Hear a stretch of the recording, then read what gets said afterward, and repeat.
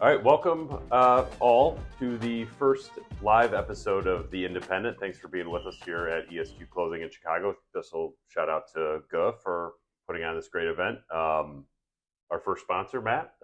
We've been here before. We're both wearing ESQ today.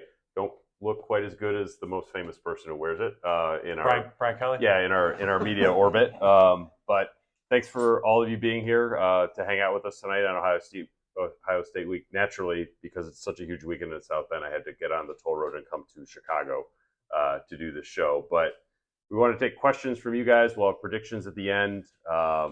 This can be as interactive as you guys want it to be. Matt, I don't know if you had anything to lead us off here. Any hot takes about what we're going to see on Saturday night? No hot takes moment. Yeah. Thank you, everyone, for coming. I only count 2 people I'm related to here, so thank you to all of you who aren't obligated to be here. It means a lot to me. You weren't paid to be here. You paid to be here, so thank you. Thanks to Guh again for hosting us for second year in a row for something like this. I'm just really excited about this game. I mean, heard Pete and I mention this on the show.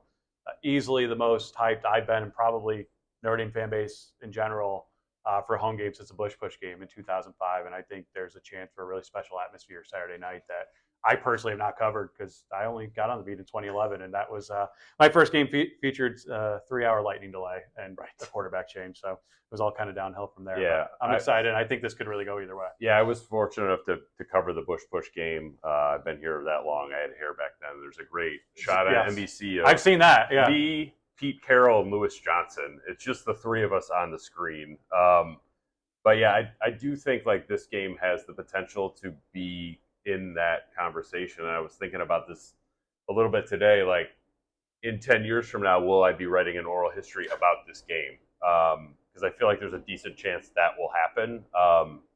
Where my head is at on this one, I've actually had 2 dreams about this game in the last week, which is a little disturbing. Dreams or nightmares? Well, one of them involved that Al Golden did not coach the defense, but my wife did.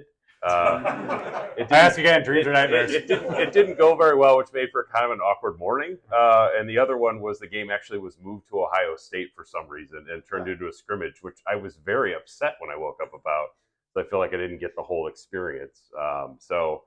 Yeah, this game is weighing heavily on my mind too. I know Marcus Freeman talks about staying in the moment and blacking out the noise. I don't think I'm doing a very good job of that at all. Yeah, I'm proud to be the second weirdest person on this show because I haven't dreamed about this game once so far, but I am excited about it. I've spent much of the week talking to coaches who have faced both teams, and definitely came away much more encouraged about Notre Dame's chances. Not that I wasn't before, but to hear people who've actually have skin in the game and have faced both these guys say it. I mean, the quarterback edge is distinctly tilted toward Notre Dame in this game in a way that I don't think we've really been able to say that in a big game like this for quite some time. And that fixes a lot of other problems. Now, the one thing that's been driven home to me, and we'll maybe see it play out Saturday night, is Sam Hartman's going to get hit no matter how good that offensive line is. That Ohio State defensive line and that defense in general is very good. They're much better than their stats indicate, and they are the number 2 defense in the country statistically right now. They just have not sacked the quarterback a whole lot yet. They don't have a Chase Young, Joey Bosa, Nick Bosa type pass rusher, but JT Tuimoloau, I'm sure I'm mispronouncing that without reading it, Jack Sawyer, these are guys who are very good at beating their blockers and stopping the run. And it's going to be incumbent on Sam Hartman to find the open man and for these open men to win one-on-one matchups against a pair of very good cornerbacks. Yeah, I think I'm most interested to sort of see how they protect Sam Hartman. He got banged up against Central Michigan last week. I'm sort of texting with people to see how healthy he actually is. The last text I got was very upbeat about it. So that's a positive. The home field curse. Yeah, the home field curse. But then also just like how they get after Kyle McCord, Ohio State's quarterback. He's making his 5th career start, I believe, 2nd on the road. But the first one was in Bloomington, so I don't really think that counts as a road start. And like what Al Golden can do to confuse him, because it's like we all watched Sam Hartman this year and thought like, oh man, that's what it's supposed to look like. Whereas I think Ohio State this year is like, oh man, this isn't what it looked like at all before when you had C.J. Stroud, Dwayne Haskins. They just have had this long list of quarterbacks who have been NFL guys all the time.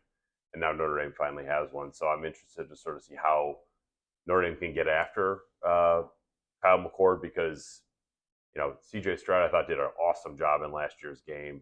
just sort of like taking it easy, and he was able to just sort of like lean on the offensive line because Ohio State knew that Notre Dame could only beat them one way, and that's if Ohio State essentially botched some assignment or special teams or there was a pick six. Whereas this year, I mean, the Notre Dame's path to victory, it's so different because you can see Notre Dame winning 5 or 6 different ways, whereas last year it was just one. And it was sort of like an absurd outlier punt return, touchdown, block punt, pick six kind of thing.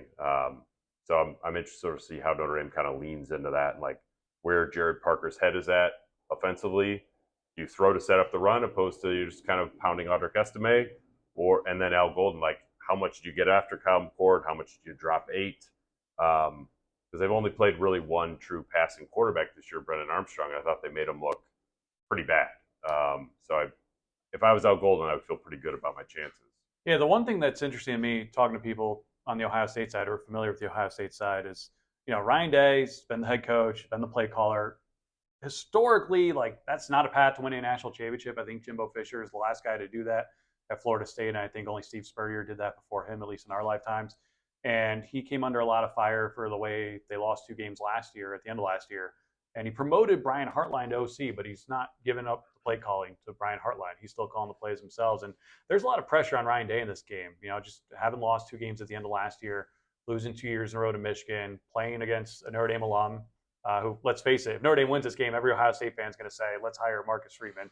And they're going to do the same thing if they lose to Wisconsin and Luke Fickell next month as well. So I think there's a lot of pressure, rightly or wrongly, on Ryan Day coming into this game. And the one thing that was driven home to me that I hadn't really thought of and hadn't looked at closely enough was, for as good of a play caller as he is, for as talented as the skill players on Ohio State's side are, there's a tendency with Ryan Day, in a game like Georgia where you're a heavy underdog, you just came off the Michigan loss, you in some ways got nothing to lose, he just lets it rip. And they damn near won that game. And if they won that game, for all intents and purposes, they probably would have won the national championship against TCU. In a game like Michigan last year or Michigan the year before, and maybe Notre Dame this weekend, if they're not scoring on their first 2 drives, he gets a little tense. He clamps up a little bit. I think you saw that a little bit last year in the Notre Dame game as well, where they had to lean into the run game probably a little bit more than they thought they would going in. They lost Jackson Smith and Jigba in the first quarter. Marvin Harrison Jr. ended up being the best receiver in the country, but he wasn't that game. And look, we can't overlook that guy either. I mean, we've all kind of said, what's wrong with him this year? He's still got the most receiving yards in the Big Ten. Like, he's still really freaking good. And so is Emeka Ibuka, who was the best offense player, I think, on the field against Notre Dame last year. That's a guy, especially the new quarterback, who I think has the potential to beat Notre Dame on a number of underneath routes. So they're still a very, very dangerous team, but I feel much better about Notre Dame's chances this year than I did last year and than I did 3 or 4 weeks ago. Yeah. Well, last thing before we jump into questions, there's a question. How many of you guys are going to the game? All right, nice. That's a good turnout.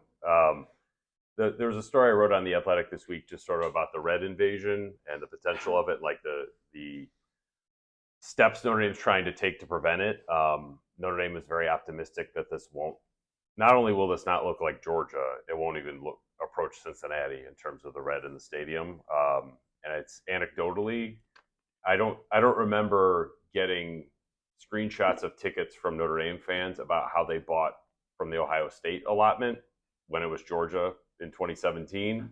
So I'm very interested to see like what kind of home field advantage Notre Dame has on Saturday night. Like, is it full on like a cathartic moment where like the fan base really kind of comes together in a different way? I think there's like a pretty strong potential for that. Whereas like the red will be interesting pregame, and then they will kick off, and that won't, like, we won't be talking about a red invasion on Saturday night. Notre Dame feels pretty good about it. I probably feel better than Notre Dame does about it, just based on like some anecdotal stuff. But it does seem like a game that the Notre Dame fan base is kind of like, it's like the Notre Dame fan is like a lot of different opinions, right? Like, but I do think this is one where like there's some real good unity here for the fan base. So I'm curious to see like what kind of energy that creates, what energy you guys create on Saturday night. Protect this house, as Under Armour would say. Yes, as Under Armour would say. We'll be up in the press box of taking it all in. But I mean, I think you guys are going to have a fun Saturday night. So I don't know, what do you guys want to talk about? We've never done a live show, so if what questions do you guys, or what are you most curious about? And maybe introduce yourself, and then we'll chat. Sure. I'm Adam. I'm a 2016 graduated Notre Dame, and I actually grew up in Columbus. Okay, so nice. I am getting a lot of trash talk from Yeah. high school friends on social media this week. But my question is about Spencer Schrader. Mm-hmm. And I was at the game last week. And He's a Spencer Schrader expert here. Yes. And I mean, a couple of those kicks that came off his leg, I really wrong one, but it still was decently close. And I'm wondering how much does Marcus trust him, and in a big moment, how far could he go, and Marcus trust him? Yeah, it seems like about Spencer Schrader and how much Marcus Freeman trusts him in press conferences quite a bit.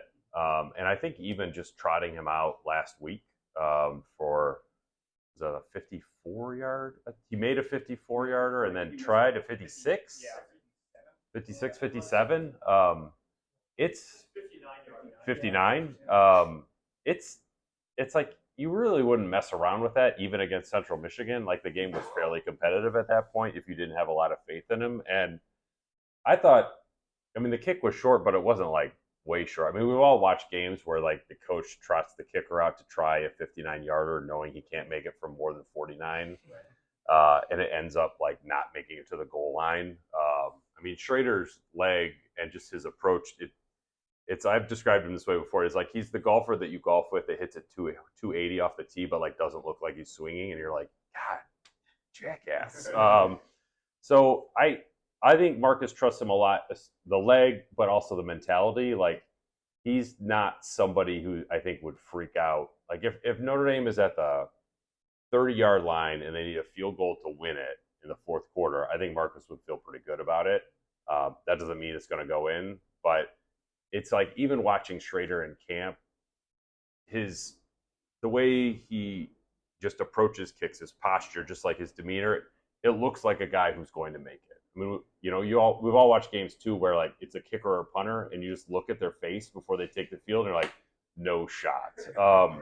Schrader's not that way. So Marty Biaggi told me on Tuesday of last week that he's seen Schrader make a 70-yarder in practice. I don't know if there was a line involved, but that was just like not off a tee, just off the ground. They're not going to try that, but I mean, I think Marcus Freeman at 40 to 45 would feel good about it. Beyond that, like the odds go down, but the leg is there. I mean, even the one he hit the upright in at NC State, like that looked like that was going on for 60, 65 yards. So I think there's a lot of confidence in him going into the game on Saturday.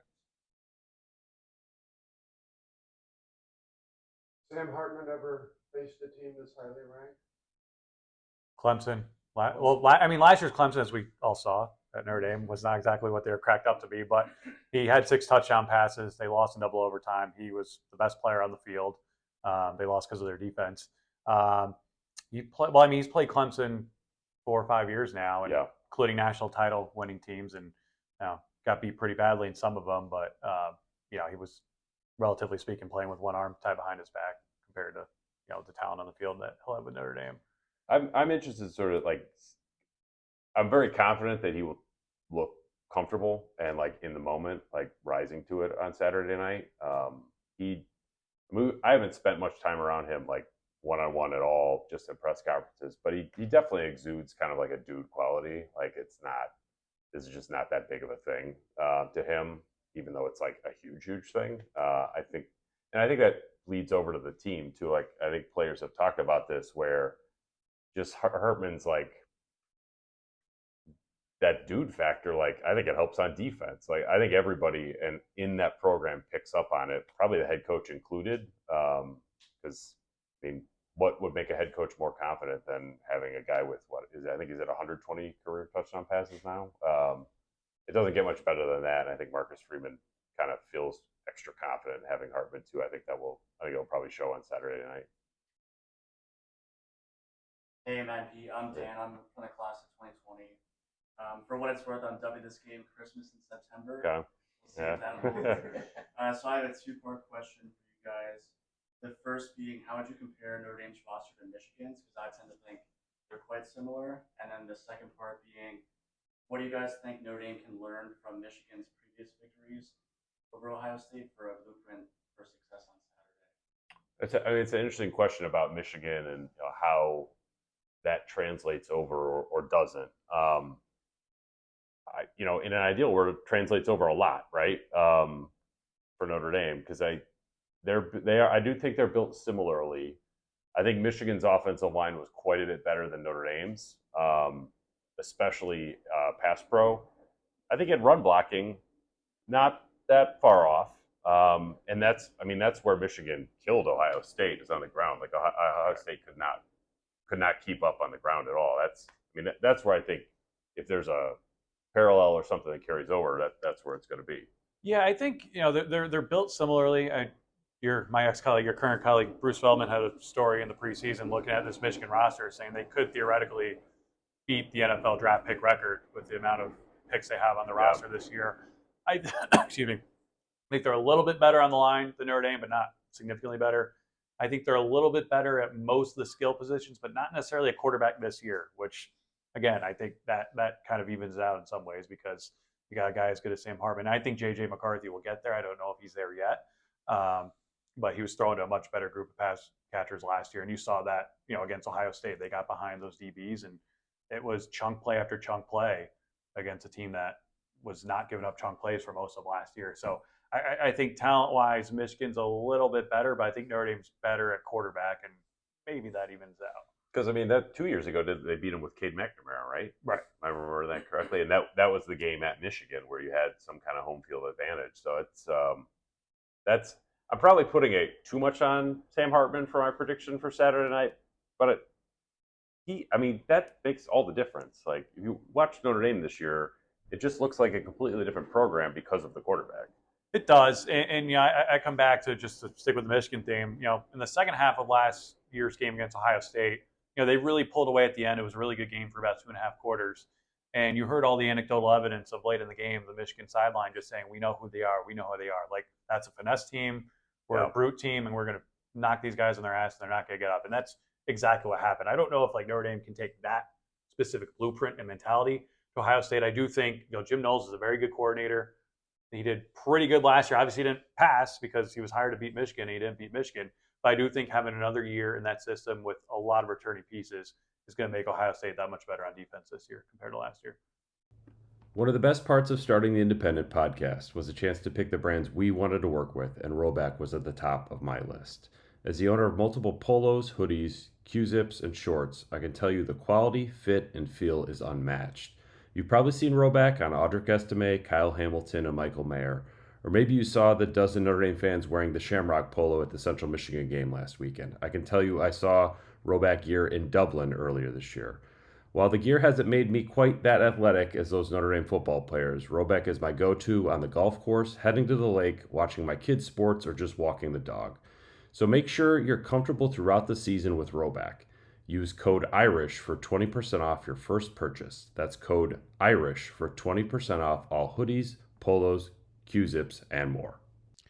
Attention Notre Dame fans and HomefieldApparel.com enthusiasts. If you haven't seen the news, Home Field Apparel, one of our great sponsors, has a new part of their Notre Dame collection. That's the Sam Hartman green Victory March t-shirt. Just dropped this week. Listeners of The Independent can get 10% off their first purchase at HomefieldApparel.com by using the code INDEPENDENT23. So go to HomefieldApparel.com, use the promo code INDEPENDENT23 on all Notre Dame gear, but especially the new Sam Hartman Victory March t-shirt in green. Fabulous addition to the Home Field Apparel line in the Notre Dame collection. So check it out, HomefieldApparel.com, and don't forget to use the code INDEPENDENT23 for 10% off your first order. Sean, class of 2010. Couple of things. One, how much getting Bertrand back on defense is going to help us, just communicate better. And we obviously saw in the first half against Central Michigan a lot of just kind of disarray. But then second, what have the coaches said specifically on the defensive side to clean up the penalties that have extended drives that have really led to some of the scores that we've seen? Two-part. The first one, how much does Bertrand being back help, and then also cleaning up the penalties. I'll take the Bertrand one. I thought Jack Kaiser played pretty well as middle linebacker, but to me, the problem is like when you move Jack Kaiser from Rover, you're creating a problem there because Jalen Sneed, the sophomore, is just not there yet. If Pro Football Focus statistics, you can take them or leave them. I think they're decent guidelines. Sometimes they're for entertainment value, but Jalen Snead's missed tackle percentage is at 40%. So if you think about, you would not put a linebacker on the field that missed 1 out of every 2 tackles or 1 out of every 3 tackles. Jack Kaiser is at 3%. That's kind of what you're looking for. And I think that for Al Golden to have Bertrand, Leafau, and Kaiser all out there at the same time, that's where you can do some funky blitz, drop, twist, stunt stuff, and those linebackers can pick it up and execute it. It's not too much. Bertrand is incredibly high football IQ. Kaiser is there too. Leafau, I think, has made a huge jump this season. So I think having Bertrand back and Mitchell Evans back on offense, like those were, because it was Central Michigan, we're all sort of like, whatever, they'll just roll through there, and ultimately they did. But I think they're huge on Saturday night, both those, but Bertrand in particular, because if you want to confuse Kyle McCord, you're going to have to do some creative, interesting stuff, but you need to have a middle linebacker who can handle it and an outside linebacker who can handle it. So I think that's a big one for Saturday. Yeah, Leafau is a guy who I think opposing coaches have seen take the greatest leap from last year to this year. And when you throw in a healthy J.D. Bertrand and just that veteran middle of your defense against a first-time or first-year starting quarterback, I think that's very, very crucial. And I think that might be where the game ultimately gets decided on Saturday night. As far as the penalties, I mean, they got to be better.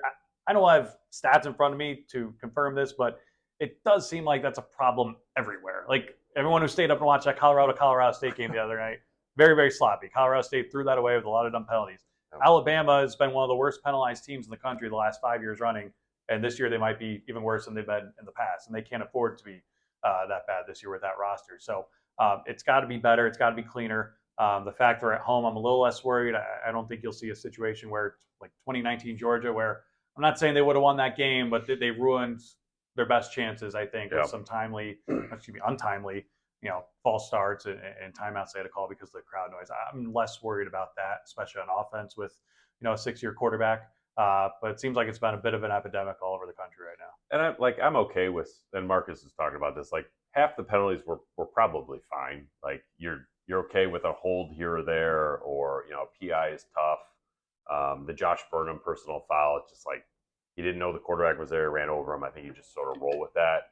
But the Riley Mills penalty, you're just like, come on, man! Like you're a senior, you know better than that. So that if they can just cut out those penalties, I think that they'll be fine. But like, look, if Ben Morrison has to tackle Marvin Harrison Jr. because he's getting beat deep, like that's 15 yards that you're going to take every time. So it's kind of a mixed bag with that. But I think I'm thinking the NC State game, they had a rash of penalties there, and I don't think any of them were quite as egregious as like the Riley Mills one, where you're just like, dude, don't. But it's got to be better. But you would think there would be a natural sort of come back to the mean on that. And certainly I think the coaching staff has emphasized it. Usually you get what you emphasize. Hey guys, Drew, class of 2000, Notre Dame. 2 quick questions. First one is, what's the minimum stat line that you would like to see from Sam Hartman that would, say this is what Notre Dame needs to win? What's the minimum stat line for yards and touchdowns? Second question, I think we all of us that were either at the Clemson game last year or watched the Clemson game on TV last year, I think kind of going into that game, we weren't terribly impressed with Notre Dame's offensive or defensive lines. In that game, they completely showed out. They were the best units on the field, both offensive and defensive. I would say pretty similar this year. We haven't seen domination on either side of Notre Dame's lines. What are the odds that we see similar type, game plan, or literally the team looks like they did against Clemson against Ohio State? That's an interesting way to put it. The question is sort of about like, if Notre Dame's lines can recreate the moment of Clemson last year. And I know talking to the old offensive coordinator, I think he was even shocked after the game. Is like, I didn't think that was going to look like that at all with the run game. I think they expected it to look not like Ohio State at the beginning of the year, but a lot closer to that. So that can happen. I would I bet Marcus Freeman would come up with a really sweet NIL deal for Jared Patterson if he could get him back for one more game. And like, he missed the Ohio State game last year, so maybe there's an eligibility loophole.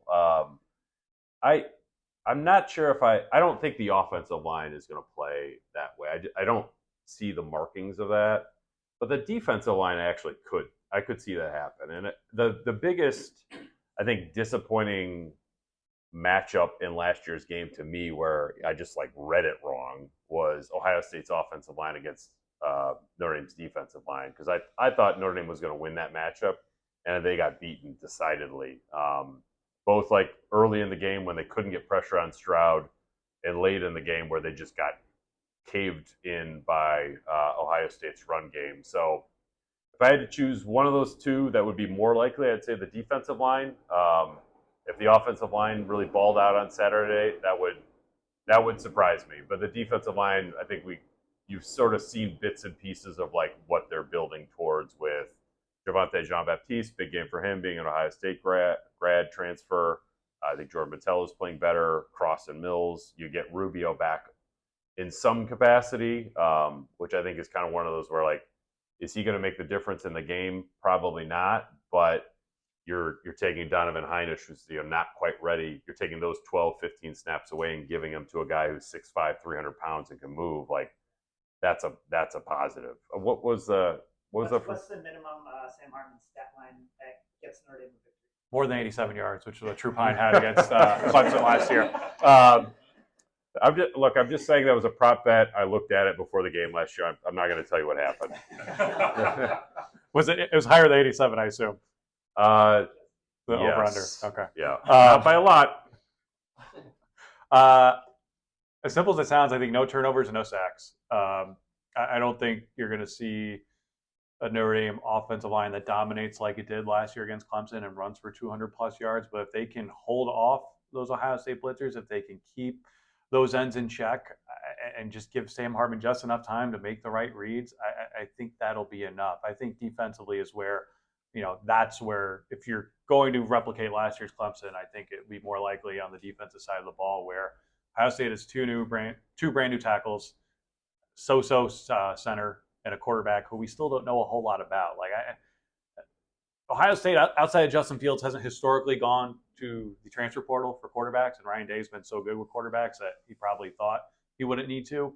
But I am a little surprised, just from the little I've seen of Kyle McCord so far, that they didn't. Maybe they did try. In fact, I know they did try, but I'm surprised they weren't a little bit more aggressive in getting an outside arm for that offense. But I just think Notre Dame's veteran defense, with cornerbacks that you trust a lot more than you ever had before, if you can get some pressure and beat that line and cause some confusion for Kyle McCord, I think that's your best shot at really disrupting the game and taking control of the game.